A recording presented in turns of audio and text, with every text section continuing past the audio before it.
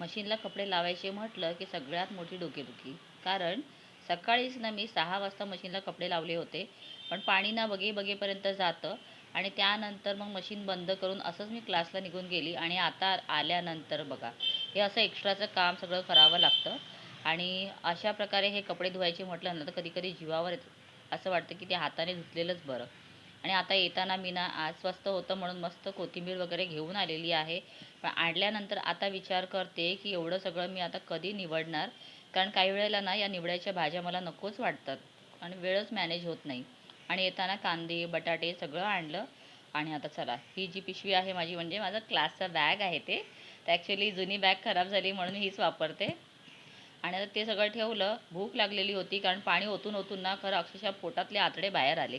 आणि आता ना म्हटलं काहीतरी खाऊन घेऊया म्हणून काल बनवलेली चटणी मस्त घेतली आणि चपातीबरोबर आता खायला घेतलं. ते तेवढं खाऊन झाल्या ना सगळ्या भाज्या क्लीन करायला घेतल्या आणि कांदा वगैरे सगळं कट करून घेतले. याच्या आधी आता मी इथे बीन्स कट करून घेतलेले आहेत. ताईशी फोनमध्ये बोलता बोलता मस्त बीन कट झाले.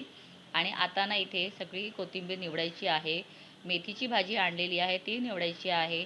आणि वेळ अपुरा पडला तर काय करायचं असं मला वाटतंय.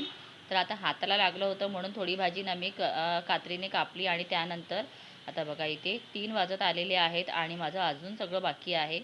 तर आता म्हटलं भूक लागली आहे तर भाजी तर बनवत बसणार नाही. यासाठी मग मी काय केलं, कांदा टोमॅटो घेतला आणि ते मी कसं बनवलं आहे ना त्याची मी सेपरेट रेसिपी घातली आहे, नक्की बघा. तर मी निघते आता क्लासला, खूप उशीर होते. चला भेटूया पुन्हा, बाय बाय.